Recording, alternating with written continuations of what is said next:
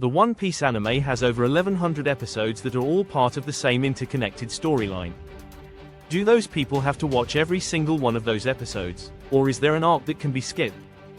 Of course there is, since Toei Animation has added a lot of filler scenes, episodes, and even entire arcs that were not part of Eiichiro Oda's original work and, therefore, have no effect on the main plot. 12 Warship Island arc. Toei was forced to make a difficult decision in 2001. They had to create some filler episodes in order to prevent their anime adaptation from catching up with the One Piece manga. The result was the Warship Island arc, which is well known for being the very first filler arc created for this anime. This is a totally harmless arc, but it's also nothing special since it introduces a bunch of generic characters that are never seen again after it's over.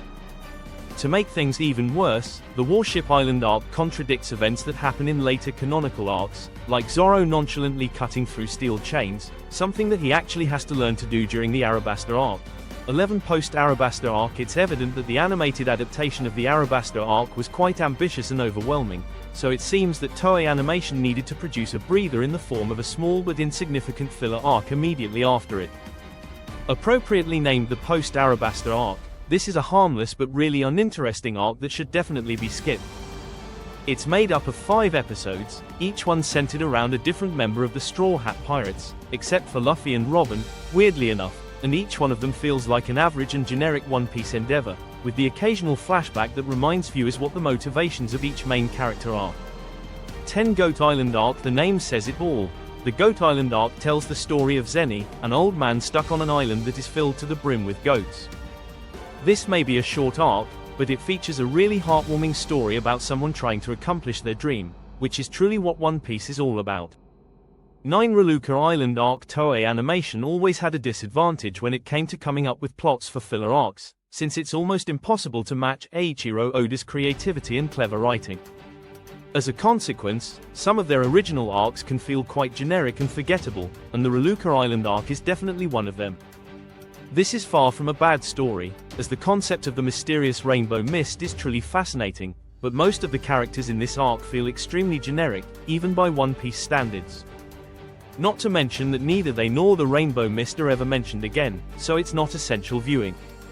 8 Long Ring Long Land arc. The Long Ring Long Land arc is divisive among One Piece fans, as the game of Davy Back fight against the Foxy Pirates is extremely goofy and funny, but it doesn't seem like it has any true impact on the overall story of the series.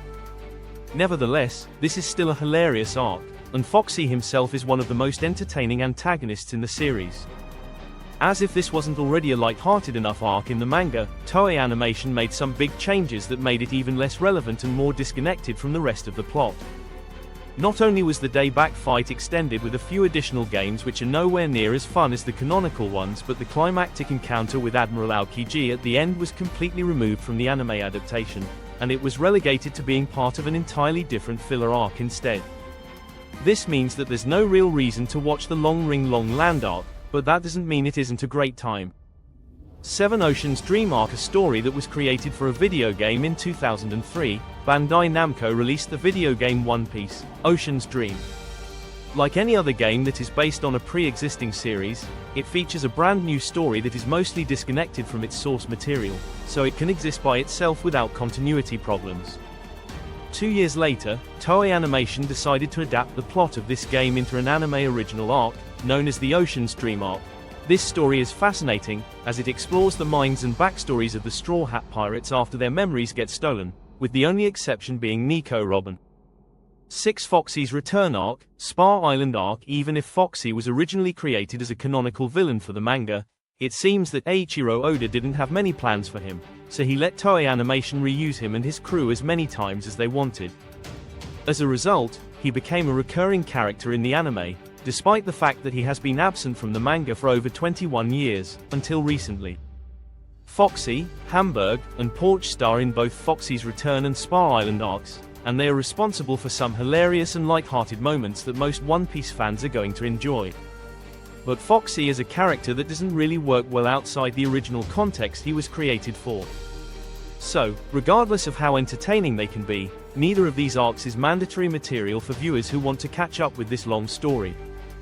5 Ice Hunter arc. At first glance, the Ice Hunter arc may seem like any other traditional One Piece arc, The Axino family are a group of odd yet entertaining villains who are surprisingly strong, and their patriarch even has devil fruit powers. This arc features some really interesting battles, and it's even set in the unique location of Hokkaido.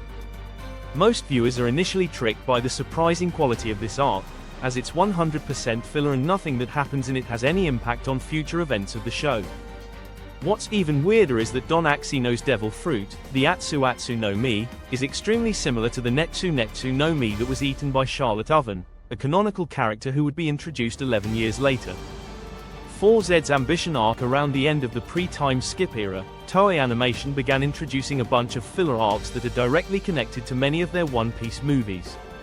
3 Caesar retrieval arc. After the extremely important Punk Hazard arc, the Straw Hat Pirates managed to capture Caesar Clown in order to take him to Dressrosa and negotiate with Don Quixote Doflamingo. Before they can reach their destination, Caesar gets kidnapped by the villainous Breed, and both the Straw Hats and Law need to retrieve him if they want to execute their plan. The fact that a canonical character is relevant as Caesar Clown is the major focus of this arc may trick viewers into thinking that the Caesar retrieval arc is connected to the rest of the plot, especially to the Dressrosa arc that comes immediately after it. However, this is not true, as this arc really is just filler, and all the stuff that happens in it is forgotten as soon as it is over. 2 Marine Rookie arc. Every One Piece fan knows that the 6-8 arc is the best filler arc in the show, but most of them are unaware that there's an entirely different filler arc centered on the Straw Hat Pirates infiltrating a marine base. The Straw Hats' infiltration is driven by their hunger due to Sanji's absence, and there are certainly some funny moments, but it's ultimately nothing to write home about, especially since it's so bafflingly short. The Marine Rookie arc did introduce All Hunt Ground, a Marine captain with a solid design, interesting personality, and unique devil fruit abilities, so it would be great to see him again in a future filler arc someday.